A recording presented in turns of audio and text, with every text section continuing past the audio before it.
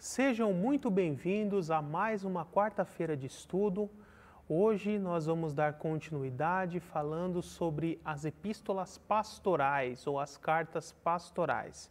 Eu agradeço pela sua presença, você que está nos assistindo de qualquer lugar, não só aqui do Brasil, mas até de outros países. E sem delongas, vamos começar mais esse estudo. Essa categoria chamada de epístolas pastorais ou cartas pastorais, todas elas foram escritas pelo apóstolo Paulo. São 4 cartas. A primeira e segunda cartas a Timóteo, a carta a Tito e a carta a Filemon. Qual é a diferença entre essas cartas e as epístolas eclesiásticas que nós vimos nas 2 quartas-feiras anteriores? As epístolas eclesiásticas, elas foram escritas para igrejas, para toda aquela comunidade, aquela igreja cristã naquelas cidades em que as cartas foram endereçadas. Já essas epístolas chamadas pastorais, elas foram escritas para pessoas, principalmente para pastores.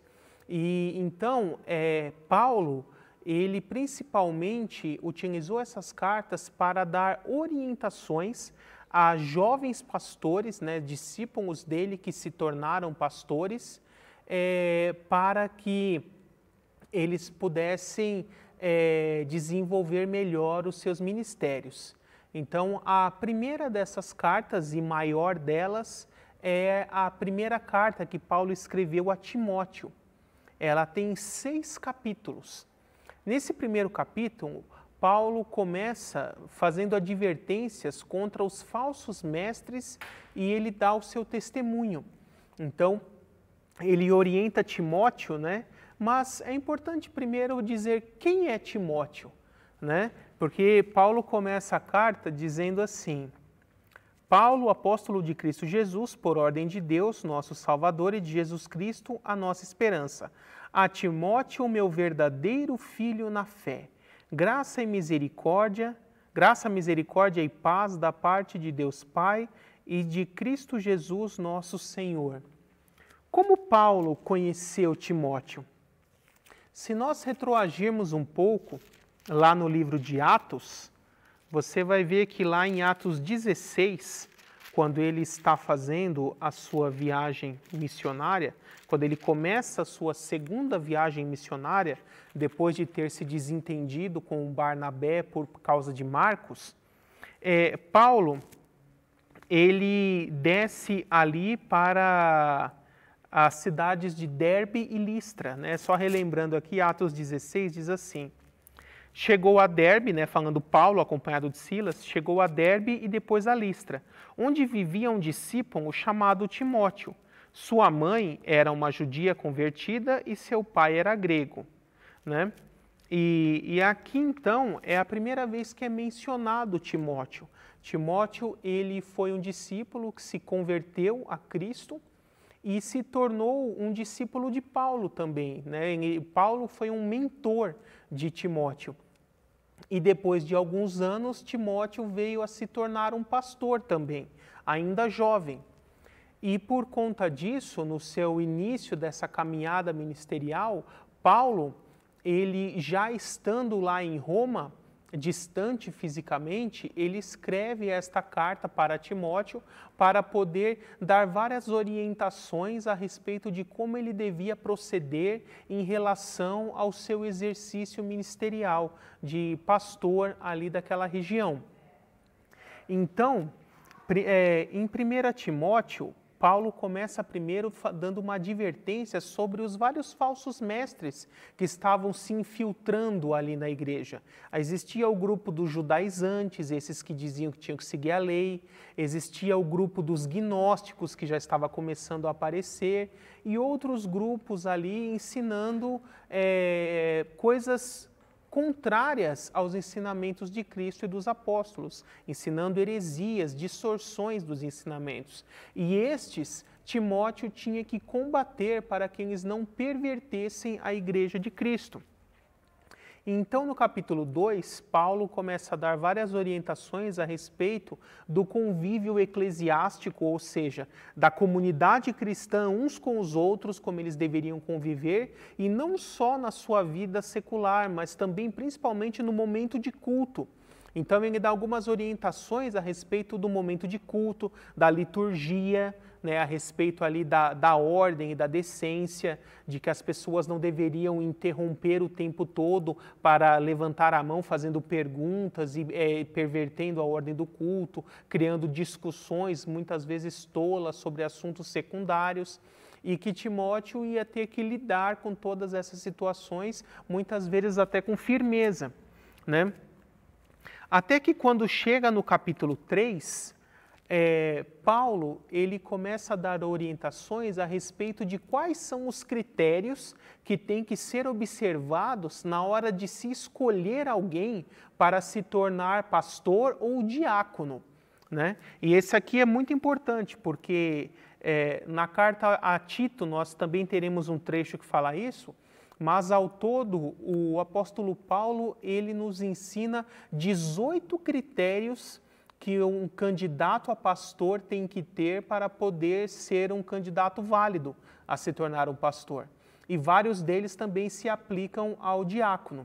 O texto diz assim: esta afirmação é digna de confiança. Se alguém deseja ser bispo, ou presbítero, ou pastor, são sinônimos, deseja uma nobre função. É necessário, pois, que o bispo, ou presbítero, ou pastor, seja irrepreensível, marido de uma só mulher, moderado, sensato, respeitável, hospitaleiro e apto para ensinar. Não deve ser apegado ao vinho, nem violento, mas sim amável, pacífico e não apegado ao dinheiro. Ele deve governar bem sua própria família, tendo os filhos sujeitos a ele com toda a dignidade. Pois se alguém não sabe governar sua própria família, como poderá cuidar da igreja de Deus? Não pode ser recém-convertido, para que não se ensoberbeça e caia na mesma condenação em que caiu o diabo. Também deve ter boa reputação perante os de fora, para que não caia em descrédito nem na cilada do diabo. Então, até aqui são critérios que devem ser aplicados para se escolher pastores. A partir do verso 8, ele começa a falar a respeito dos critérios para se escolher diáconos, né? Então, ele continua aqui dizendo: também deve ter boa reputação, verso 8. Os diáconos igualmente devem ser dignos, homens de palavra, não amigos de muito vinho, nem de lucros desonestos. Devem apegar-se ao mistério da fé com a consciência limpa. Devem ser primeiramente experimentados. Depois, se não houver nada contra eles, que atuem como diáconos. As mulheres ou mulheres dos diáconos ou diaconisas, igualmente sejam dignas, não caluniadoras, mas sóbrias e confiáveis em tudo. O diácono deve ser marido de uma só mulher e governar bem seus filhos e sua própria casa. Os que servem bem alcançarão uma excelente posição e grande determinação na fé em Cristo Jesus. Então aqui o apóstolo Paulo orienta Timóteo sobre quais critérios ele deve aplicar na hora de escolher tanto pastores quanto diáconos. E esses são critérios para todos nós, cristãos, né? Então, toda pessoa que vai se tornar um pastor ou um diácono, ele precisa ser analisado por todos esses critérios da palavra e tem que estar de acordo com eles. É muito importante ressaltar isso porque hoje em dia muitos grupos não estão mais analisando o que a Bíblia nos ensina, o que a Bíblia nos orienta a respeito de quem está apto para se tornar um pastor ou um diácono. Perceba aqui, por exemplo, que quando o texto fala de diáconos, ele na sequência fala de mulheres de diáconos ou diaconisas. Mas quando está falando de pastores, em nenhum momento ele fala de mulheres de pastor ou de pastoras. Né? Fala que o pastor tem que ser marido de uma só mulher, tem que liderar bem a sua casa e os seus filhos. Então, a própria Escritura nos ensina que não existe pastorado feminino, que o pastorado é uma responsabilidade dada por Deus para o homem. E por que isso? Deus criou a família com uma hierarquia, marido, esposa, filhos. O chefe da família, o sacerdote da família é e tem que ser o marido. E isso é uma obrigação, é uma responsabilidade que Deus atribuiu ao homem. E muitos homens fogem dessa obrigação e dessa responsabilidade. E eles terão que prestar contas a Deus por não terem cumprido a sua obrigação de pai e de marido diante de Deus, de chefe da sua família. Tanto no sentido de instrução, quanto material, quanto de sustento, quanto de transmissão de valores morais. Tudo isso é obrigação do chefe da família. E o mesmo princípio que se aplica para a família, em uma escala maior, se aplica para a igreja. Porque a igreja local nada mais é do que uma grande família. Então, se o homem é líder da família, também um homem precisa ser líder da igreja comunidade local. E esses são os motivos do porquê o pastorado foi dado por Deus como uma responsabilidade para um homem, para um chefe de família. Isso muito tem sido pervertido em nossos dias, mas querendo as pessoas ou não, essa é a orientação que a Bíblia nos dá. E perceba aqui que nos versículos anteriores, né, no finalzinho do capítulo 2, Paulo já entrando nesse assunto, olha o que ele vai dizer aqui, a partir do verso 9, verso 8. Quero, pois, que os homens orem em todo lugar, levantando mãos santas, sem ira e sem discussões. Da mesma forma, quero que as mulheres se vistam moderadamente, com decência e discrição, não se adornando com tranças e com ouro, nem com pérolas ou roupas caras, mas com boas obras, como convém às mulheres que declaram adorar a Deus. Agora, olha o verso 11. A mulher deve permanecer em silêncio, com toda a sujeição. Não permito que a mulher ensine, nem que tenha autoridade sobre o homem. Esteja, porém, em silêncio, porque primeiro foi formado Adão e depois Eva. E Adão não foi enganado, mas sim a mulher, que tendo sido enganada, tornou-se transgressora.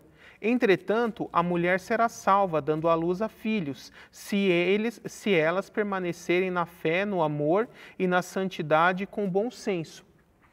E logo em sequência aqui Paulo entra nos critérios para se escolher diáconos e pastores. Então perceba que esses versos que eu li para a sociedade de hoje seriam considerados extremamente machistas e absurdos até. Mas, a partir do momento que nós nos declaramos como cristãos, todo cristão tem que reconhecer as Escrituras como inspiradas por Deus e infalíveis. É o que eu vou tratar daqui a pouco quando estiver falando da 2 Timóteo. Então, se você é cristão, ou você crê na Bíblia, ou você não crê. Se você declara ser cristão, você tem que reconhecer a Bíblia como palavra de Deus. E isso que eu li para você é parte da palavra de Deus. Logo, tem que ser seguido e continua valendo para todas as épocas da igreja. Muitas vezes isso parece um ensinamento duro para os nossos dias, né? Incoerente, difícil de ser aceito. Mas a palavra de Deus ela não é nem nova nem velha, ela é eterna. São princípios eternos que jamais mudarão. E se nós queremos ser considerados cristãos, nós temos que seguir o que a palavra diz. O que a palavra diz que é certo e não o que nós, humanamente, pensamos ser ou não ser certo.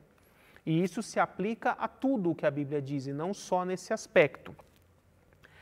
Dando continuidade aqui, no capítulo 4, Paulo fala sobre dá mais instruções pastorais a respeito de como seria o convívio, né, de Timóteo na igreja.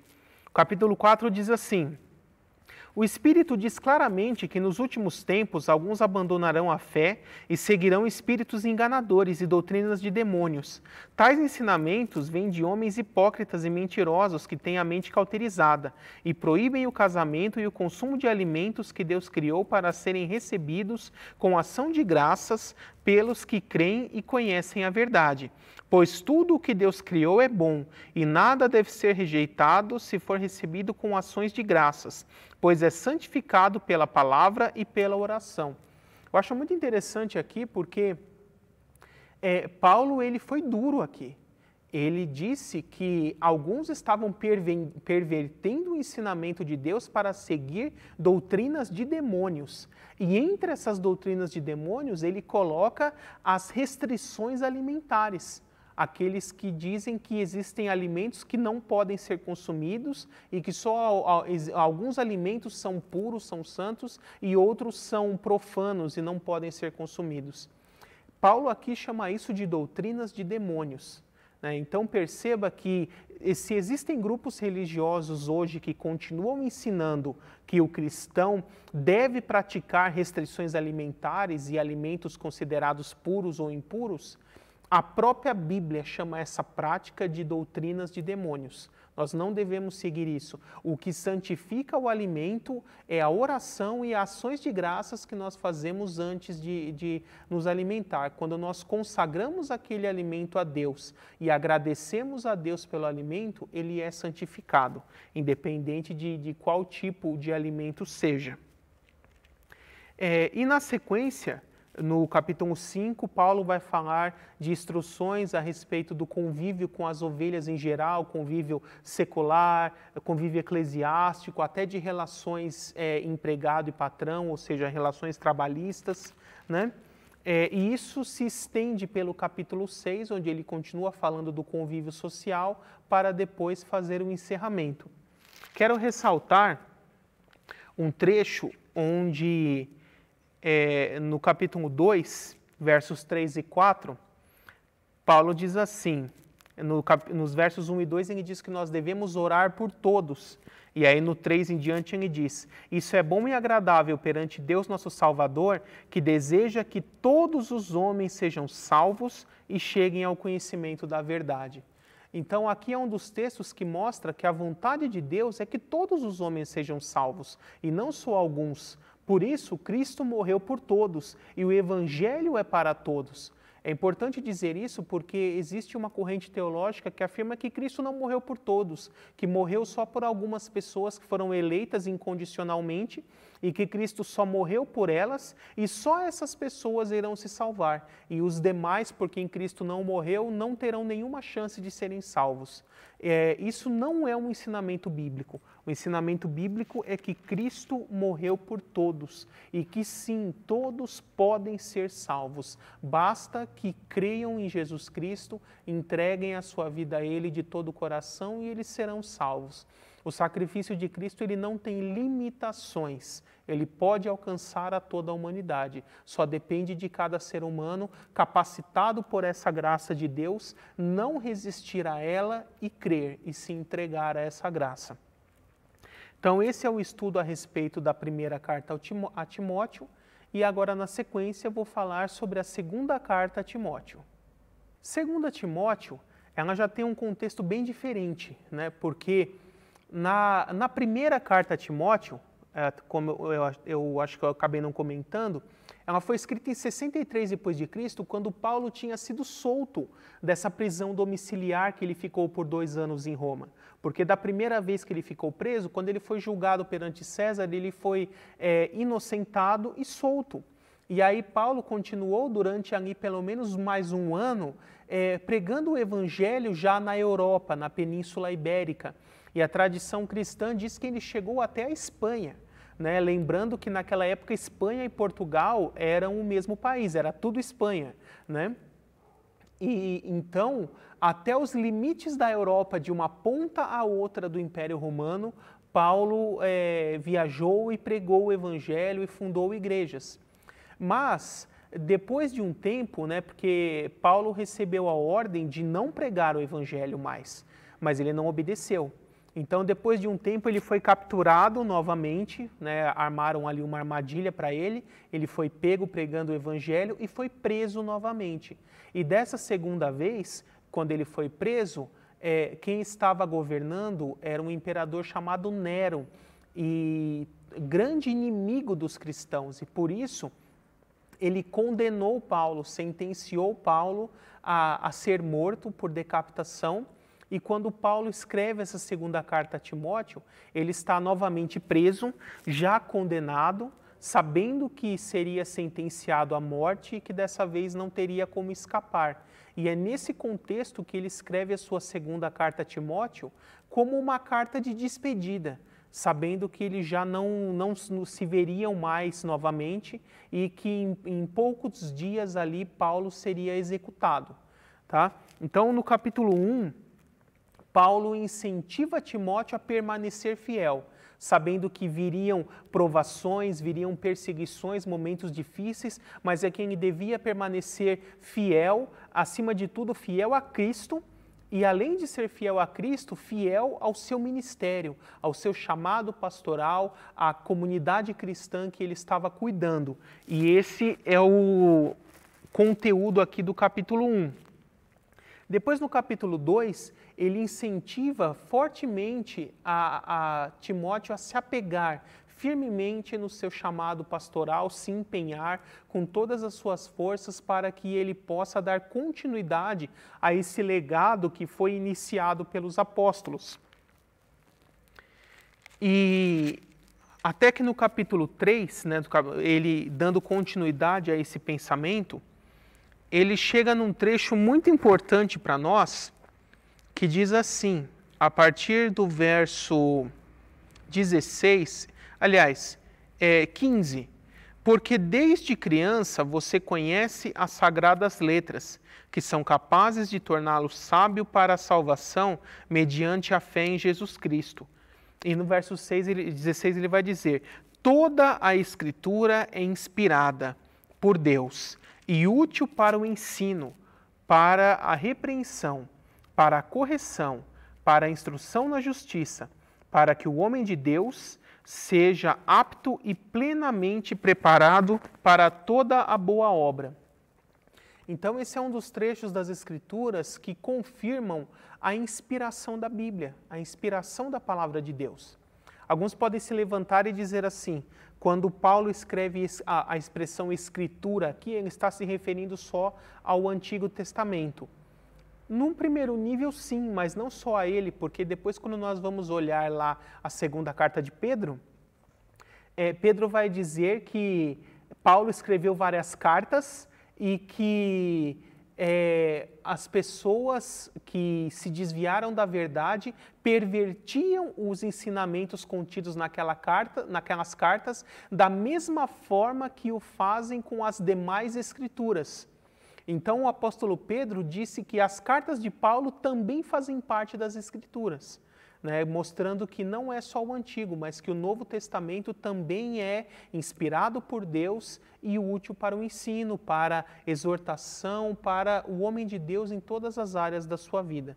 E é por isso que nós temos que sempre entender a Bíblia, tanto o Antigo como o Novo Testamento, como palavra de Deus inspirada, plenamente inspirada por Deus.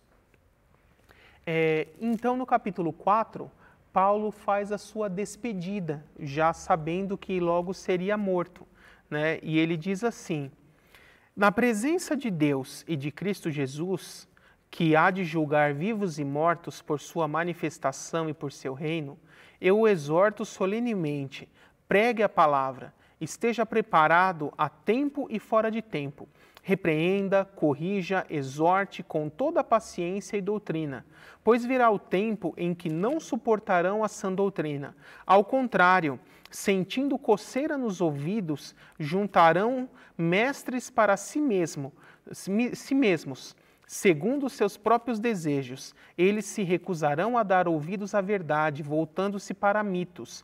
Você, porém, seja moderado em tudo, suporte os sofrimentos, faça a obra de um evangelista, cumpra plenamente o seu ministério.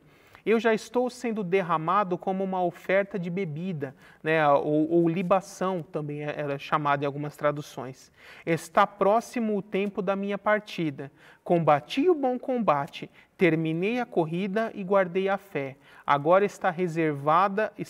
me está reservada a coroa de justiça que o Senhor, justo juiz, me dará naquele dia, e não somente a mim, mas também a todos os que amam a sua vinda. Né? E aqui Paulo se despede, já sabendo que seria morto, e exortando quase que em tom de súplica para que o Timóteo, mas eu creio que isso se aplica a todos os discípulos, a todos os líderes da igreja cristã em todas as épocas, para que se esforcem, preguem a verdade, porque esse texto ele é muito atual para nós. Como nós podemos ver em nossos dias, pessoas ajuntando para si falsos mestres, pessoas enchendo igrejas e salões, pregando todo tipo de heresia, de desvio, de falsas doutrinas, de doutrinas baseadas apenas no homem como centro de tudo. E centenas de pessoas ou milhares seguindo esses homens. Mas a função de todo verdadeiro pastor, verdadeiro servo de Deus é pregue a verdade. Não se incomode com isso, não se corrompa com isso, mas pregue a verdade em todo o tempo. E não existe hora para isso. Toda hora é hora de se pregar a palavra de Deus. E assim Paulo encerra a sua última carta na linha do tempo, que foi a segunda carta a Timóteo. Mas ainda nós temos duas cartas com essa mesma categoria de cartas pastorais. Paulo também tinha um outro discípulo chamado Tito. E a este discípulo, ele escreveu também uma carta, né, dando várias orientações para esse jovem pastor também chamado Tito. No capítulo 1, Paulo orienta Tito acerca de como deve ser um pastor. Ele dá uma descrição também dos requisitos para pastor e também para o diácono, para os oficiais da igreja, resumida, né? A de Timóteo é maior, mas ele traz alguns trechos aqui que para Timóteo ele não fala. Quer ver que interessante? A partir do verso 5 do capítulo 1. A razão de tê-lo deixado em Creta foi para que você pusesse em ordem o que ainda faltava e constituísse presbíteros ou pastores em cada cidade, como eu o instruí. E a partir do verso 6 ele começa a dar os critérios. É preciso que o presbítero seja irrepreensível, marido de uma só mulher e tenha filhos crentes que não sejam acusados de libertinagem ou de insubmissão. Por ser encarregado da obra de Deus, é necessário que o bispo seja irrepreensível, não orgulhoso, não briguento, não apegado ao vinho, não violento, nem ávido por lucro desonesto. Ao contrário, é preciso que seja hospitaleiro, amigo do bem, sensato, justo, consagrado, tenha domínio próprio.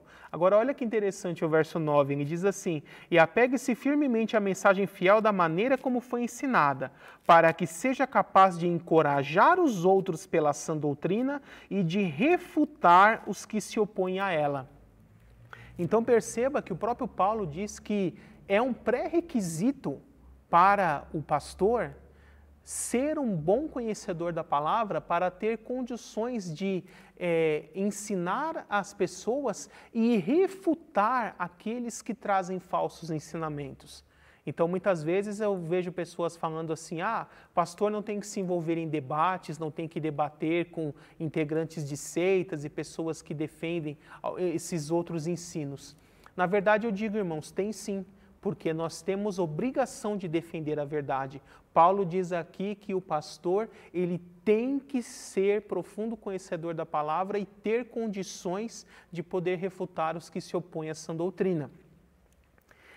Então, no capítulo 2, Paulo fala a Tito orientações a respeito do convívio social e eclesiástico, né? Ou seja, como ele deveria conviver com os irmãos em Cristo, cuidar das ovelhas, no convívio eclesiástico, ou seja, na vida ali da comunidade da igreja, na vida social, até na liturgia do culto, em todos esses aspectos.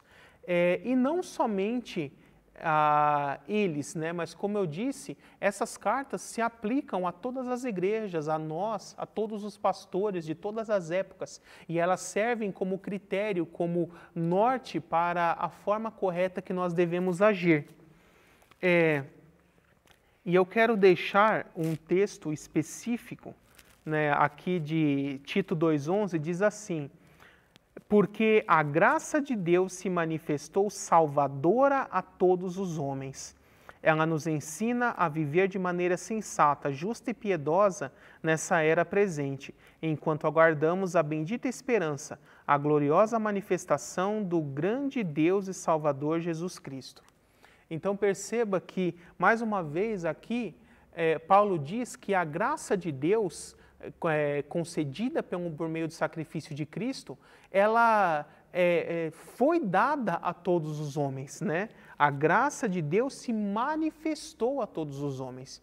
Mas por que nem todos são salvos então? Porque nem todos creem. Porque a graça de Deus capacita a pessoa a poder crer, mas ela também pode rejeitar.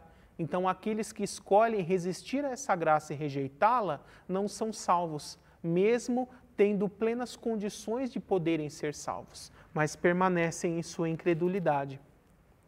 Então, no capítulo 3, Paulo dá a Tito mais orientações acerca da vida cristã e faz o encerramento de sua carta. E a última das cartas pastorais é a carta a Filemon, né? Um dos menores textos do Novo Testamento, né? Tem apenas 25 versículos e ela tem um tema muito interessante. Filemon era um cristão da época, talvez até um pastor de uma igreja, e ele tinha um escravo chamado Onésimo, que ele era um péssimo escravo, um péssimo trabalhador, não trabalhava direito, fazia um monte de coisa errada e acabou fugindo. Quando fugiu, depois de algum tempo, ele veio a conhecer o Evangelho, conhecer a Cristo, né? Paulo pregou para ele, ele se converteu. E quando ele se converteu, ele mudou de vida. E ele passou a ser uma pessoa fiel, uma pessoa trabalhadora, alguém útil para o reino de Deus. Mas ele estava com medo de voltar e ser colocado na prisão ou sofrer até talvez uma pena de morte por conta de ter fugido.